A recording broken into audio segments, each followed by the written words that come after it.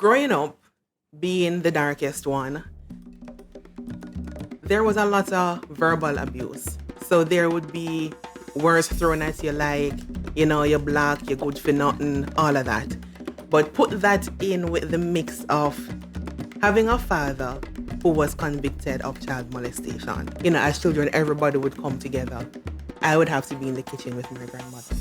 Because for her, it was punishment to have me be in the kitchen with her. So the grandchild, pass the flour, pass the salt, stir the pot. While everybody else was playing. And her rationale for that was? Her rationale for that was I didn't deserve to be played with. Hey everyone, I'm Dania Beckford. Bold, sometimes brash. And since I'm the CEO of Broadtail Design, I consider myself Broadtail beautiful. It's time we make the conversations we have as women open, honest, and authentic as we navigate living our best lives. Join me as I have intimate conversations with women of all sizes, shapes, and confidence levels as we explore being Broadtail. Hi, my Broadtails. Welcome to another episode of Being Broadtail. You know how we do. We start off the weekend with authentic conversation and strong spirits. This week, we delve into a story of shadeism. And no, I'm not talking about when people are throw word after you.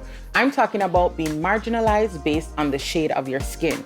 We will also be talking about the sensitive topic of attempting suicide and how loving oneself was the saving grace through it all. Blessings to the World Wide Web who allowed me to meet a wonderfully beautiful woman called Garcia Reid, who is my guest today. Hi, Garcia. Hi, Dania. How are you? I am doing ecstatic. How are you? I'm not too bad myself. No, as me say, thank you to the World Wide Web and IG because that's how I met you. So you watched the first season of Being Broadtail. I did. And you messaged me, you sent me a DM to say that you have a story that you wanted to tell me.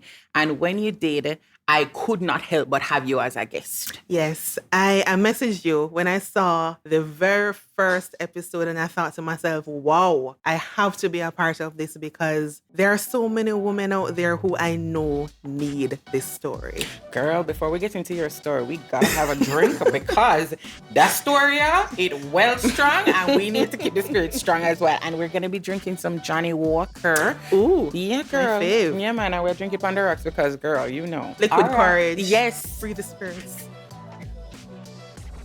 Thank you. All right. Let me just top up a little bit.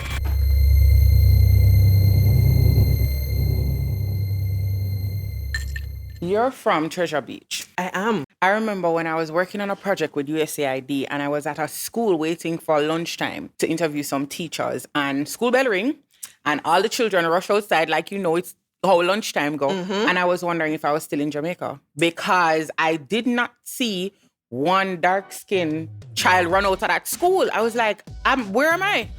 So that's where you grew up. So let's start there. Tell me about your early days in Treasure Beach. All right. So you mentioned seeing all the light-skinned children rush out and not one dark one in the mix. I grew up in a family that looks like that. Okay. All right. So very light skin, long curly hair, very loose curls, or very straight hair. Mm-hmm. Growing up, being the darkest one, there was a lot of verbal abuse. So there would be words thrown at you like, you're black, you're good for nothing, all of that. But put that in with the mix of having a father who was convicted of child molestation. Oh, wow. So now, not only am I too black for this family, but now I am the child of a man who is so terrible, right? And so growing up, it was very tumultuous. I had experiences where I would go to school and my mom couldn't afford to buy us textbooks. And when I went to school, between the time when the bus would come to pick us up and when school was over, what I would do is to get my homework done during that time. Okay. And I remember one day I borrowed my cousin's textbook. And she turns to me and said, no, I'm not going to need my textbook. Look how you're black. I'm afraid you're blacker off from my book. No, hold on, stop. As in, She thought that the black of your skin would Would rub rub off off on her book. white pages. On her white pages. Okay. All right. And how did that make you feel? I was devastated. How old are you? I was in grade 4. So you're about around 9-ish? 9 Yeah. thereabout. I was devastated. And I remember wanting to cry, but feeling like I couldn't. Because that would have been a narrative to be jeered with. Mhm. So, you go to school and you did a ball along the place and whatever. And I didn't want that. I could not allow that to happen. I have a speech impediment. Oh, so you told me that you used to stutter. I may not even believe you. Because there is no way you used to stutter and speak so well right now. When did you start stuttering? I've been stuttering ever since I knew myself. Well, you're not stutter now. No. I think it came from fear of speaking. Okay. So because of, being told that you are so black and basically being compared to dirt, it didn't help that they call my father dirt. So being compared to that, and then when you have to speak to the same people who are comparing you to all sorts of things, you don't want to talk. And so with that fear, I remember wanting to ask a question and it would take me 2 minutes and everybody would be around me laughing. Yeah. It was debilitating, to say the least. So how did you get over having a stutter? Because you speak very well now. I started to speak more slowly. So I would speak very fast, and I guess because I wanted to just say what I was saying and be done with it. So I would speak very fast. And I remember in primary school, new student came to the school and she was from Pedro Plains, which is not far from Churchill Beach. And she said to me, did you know if you speak more slowly and pronounce your words properly, the time that it takes you to do that, the stutter will actually go. And I said, okay. And I started trying it. It was a little hard at first, but then I got the hang of it and I started to speak slowly. And even that came something else because now my family started telling me, oh, why you behave like you're better than everybody else? You're black and good for nothing. Okay, so first you had a stutter because you're afraid to speak to them. Yes. And now you're trying to deal with it and you're going like you're better than people. Yes. All right. Because how dare me, like you're too black to talk properly. So how dare you? Right. You and I had a conversation about your grandmother. Tell me about her. She was an amazing woman. We had a tumultuous relationship because of, the color of my skin and the things that my father did not help, right? And so as a child, I would be going to the house and I would hear her having conversations about me and saying, she don't know why my mom had another child, and especially for a man like that. And I remember turning back and going back to my house to sit and cry because as a child, because of how I was spoken to and spoken about, I could not allow anybody to see me cry. Okay. Because then, for me, that weakness would have been communicated and then they would use it against me. Right. So I didn't feel comfortable expressing emotions around anybody in the family, right? And growing up, it was almost taboo for me to play with the other children. As in, these are your cousins? These are my cousins. So everybody, different age groups, but because, the grandmother house and everybody goes there. So when everybody was there and different games were being played, and even with other children from the different houses in the same community, because we live in a lane. So there's our houses with, on our land, and then you have other houses going up. Right. And even, as children, everybody would come together. I would have to be in the kitchen with my grandmother.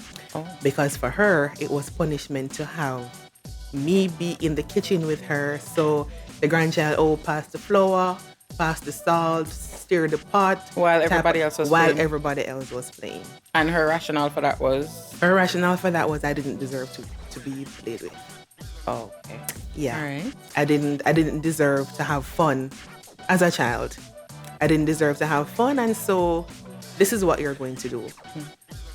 But I find myself being so grateful for it because you can cook good though. Yes. But no. Because I learned from a very early age how to do all of this. You know, how to bake a cake, what to do, what to not do, why the cake fall, why it rise, all of that. I learned all of that. So Right. So it wasn't actually punishment. It wasn't actually not in the punishment. long run, at least. Not in the long run. Right. And as a child, I felt, but why me? You know, why is it that I have to go through all of this? Like, I didn't do anything wrong. Right. And I remember an experience with my aunt who, she says to me, I must clean her shoes. No, I am being treated a particular way in this family. Aggressive would be mild to describe my demeanor. I was very, very hot-tempered and very feisty. And so anything you said to me, I had something to say. And it's going to burn. So she said to me, oh, come and clean my shoes. But her son was sitting there. Right. And I got up and I was like, but see your son sit down there, so. And she's like, what? And I'm like, why must I clean your shoes when your son is sitting there doing nothing? Right. Woman draped me up proper. Wait, how old were you? I was probably grade 3 or 4, somewhere thereabouts. Okay, so we're still about 9. We're still about a lot of these things happen between 5 and 10. Okay. In that age group. Okay. And she draped me up, ready for put on box, and I'm like, you know, don't lick me. And she said, you know, see how you're black, you are the slave of the family, so everything you have to do. All right. What you mean? Hold on, wait, stop. Maybe I could just drink right now. Slave of the family. All right. Because, you know, I had the tightly coiled hair and I was the darkest. So in their opinion, I was the closest to African descent. Okay. And so that meant I was the slave of the family. We moved from about 9, 10 and we get into high school because you told me that that's when you started to put on weight, which compounded the issue. Yes, it did. Because then I started hearing, oh, by the time you're 16, you can't come through the door. Okay. You name too much. Oh, you can't name so. Not like you're small. Like. Also, you're from a family that most of the persons are full figured? All of them are full figured. Okay.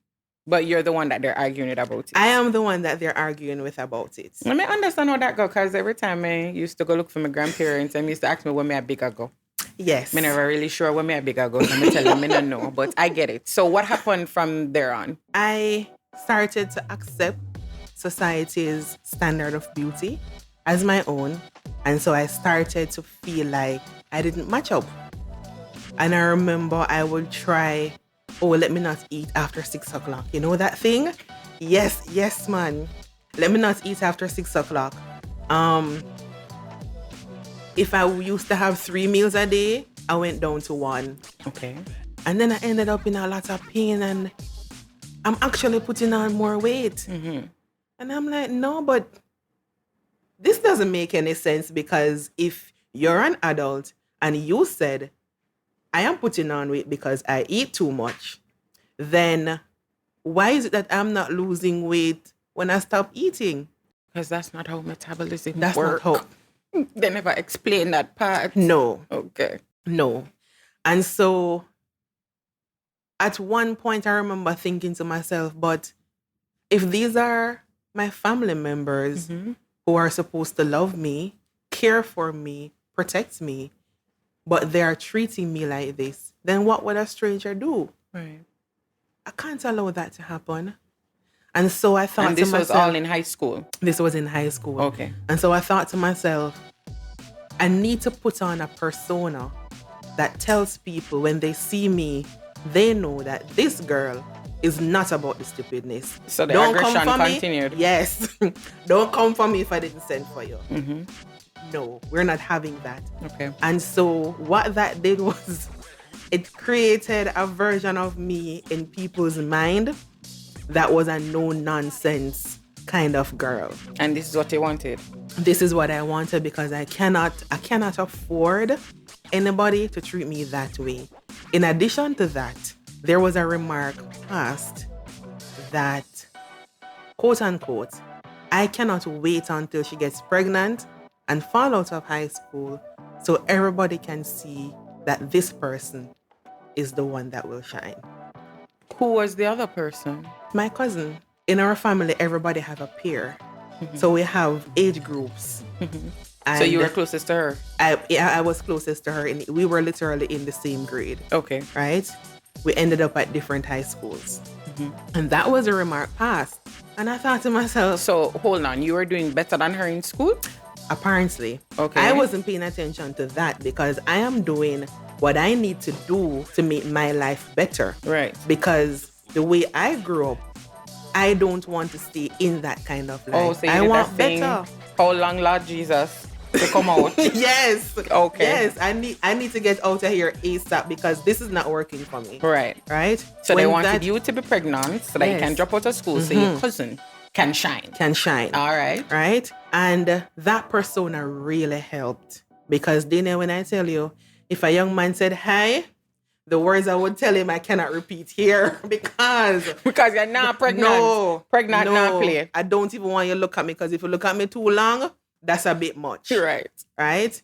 And even in high school, even boys who would like me, they would go to my friends.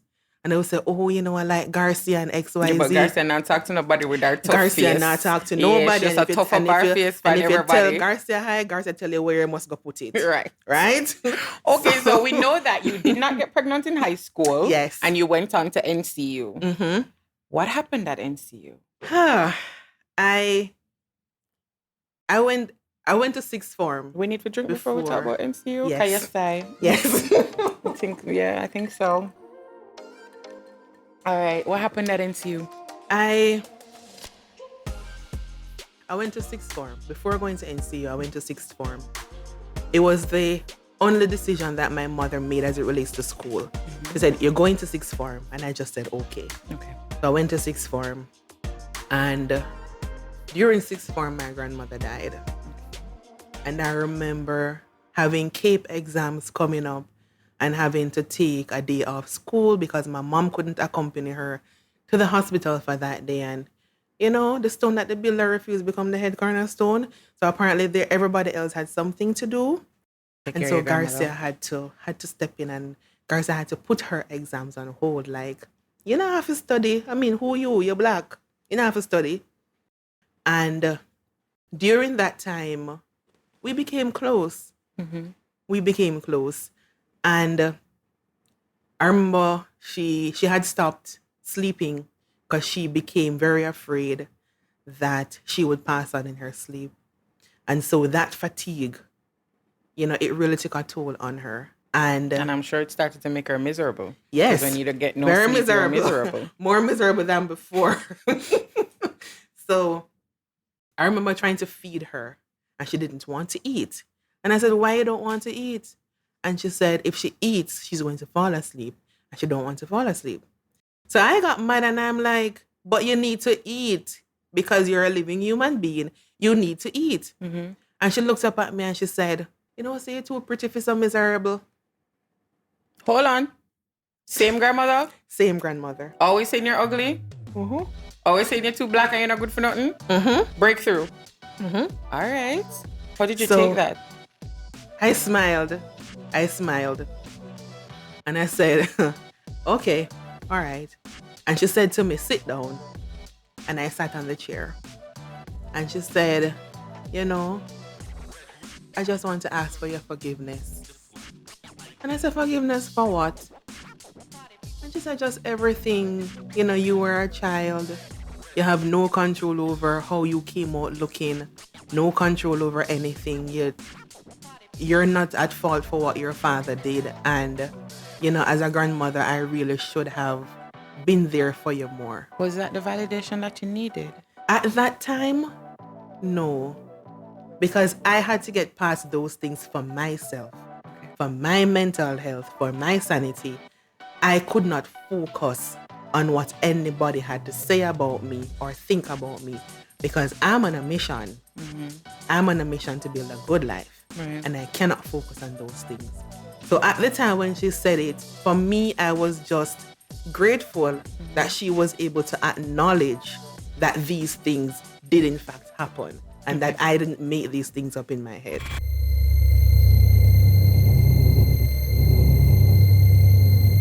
In December 2015, everything culminated. What happened? An argument broke out within my family. I remember pieces being to say that I was wasting my brother's money because my brother sent me to university. Okay. And so there were some persons in the family who felt that I didn't deserve to go to university. Okay. And I remember even one day I had a specific meal. And I remember my brother got a call to say, this is what your sister is eating in Jamaica on your money. What were you eating? Curry goat and rice and peas. All right, man, move on. All right. And so when all of this started to happen with them telling your brother all of this, what did you do? I kind of just sat down and just like, Jesus, I'm tired. Like, I can't do this anymore. I just want out. And the argument became so much that I remember feeling like I was losing my sanity, like I was losing my grip on reality. And I thought to myself, maybe if I cut myself, I will probably get back to reality or I will die. But at this point, either way, I'm good. And I remember that. And I remember my friend asking me, what did you do? Okay. So your friend phoned you? My friend phoned me. And I looked down on my wrist and I saw the blood. And she said, we have to go to the hospital. And she called a taxi and took me to Hargreaves Memorial Hospital. While I was there, the doctor said to me, what happened? How did you get here? And I started to tell him. And I remember he said to me, he said, boy, at this age, you have been through too much already. And I really want to help you, but I need to put you on a psych hold. And I said, doctor, no, that not gonna work. Because then my family gets involved. It will escalate. And you just never wanted them to know that all of this is happening. I can't have that. And then coupled with the fact that I am dealing with people who they're not even careful of the words that they say to a child, I cannot let them know that I tried to end my life. Right? Because then it becomes a whole thing, and then it filters into the narrative that they had of you from before. Had of me from before. But this person that I met on social media, Garcia, full of confidence, always smiling, fully beautiful in front of me. How did you move from that to this? Because if you never tell me all of these things that happened to you, I would have never tell. Dania, I got up one day and I decided not to care. I'm going to live my best life. And that's that. Because I realized that I wanted to do things and to accomplish things that if I focus on what other people had to say, I wasn't going to get anywhere. Right. And I couldn't have, like that. That's too expensive. It is. I don't have almost cost you your life. Yes. Right. Too expensive. I cannot afford that. I felt within myself after the suicide attempt that God has greater purpose for me. I am here to do something great, to be amazing, to have impact. And if I keep focusing on what people has to say, I won't get anywhere. Right. In addition to that, these are people who, they look like me. You're not small, so why do you have a problem with my size? And so I decided that, you know what? We're not doing this. We are going to have confidence. We're going to go out there and we're going to live as God placed us here to live, because right now, as far as I am concerned, I am majestic. I am royalty and I am going to act as such. I like that. God never put no dibby girl down here. I like that a lot. And you talk about your relationship with God and you told me about your routine. Talk about it. I actually got baptized. I got baptized. and I wasn't feeling it. I didn't feel a connection to God. Church became routine, praying became routine, and it wasn't doing anything for me. Okay. And so I decided to chart my own path and to find God for myself. All right. And what does that look like now? And what that looks like now is getting up at 4:30, making my bed, getting my coffee done. And at 5 o'clock, I sit down at my desk with my window open, taking in the fresh air and listening the birds, and I write a letter to God. Every day. Every day. I All write a letter to God. I do gratitude journaling, and sometimes I meditate. Other times I listen a sermon or two. And so you've stopped going to church? That's what I've stopped going to church. Okay, so you form your own rituals. I form my own rituals, and I don't think I've ever been at a place in my life where I've been closer to God than I am now. So tell me, on our confidence scale, from 1 to 10, where would you put yourself now? On a scale of 1 to 10, 15, 16. All right, you thereabouts. You're about something scale though. I like it. All right, okay. When you are plus size and you live in a world where beauty looks like a size 4, you have to have the confidence for yourself. If you want to get a certain place in life, you walk into any room, you need to own the room, Right? And if a friend calls me and say, hey, I'm having a hard time, I feel like I'm going through hell. So I said, well, be the queen of hell. Walk through like you own it, because we're about confidence. Nice. I Whatever really love it's that. like, just own it. And with that, because you bust up my confidence scale, we're going to do a pose off. The Sleek Confidence Pose. And as you know, it's sponsored by Sleek. I'm going to say if 15 pound your scale, when me have 10, if you can pose better than me. So let's go.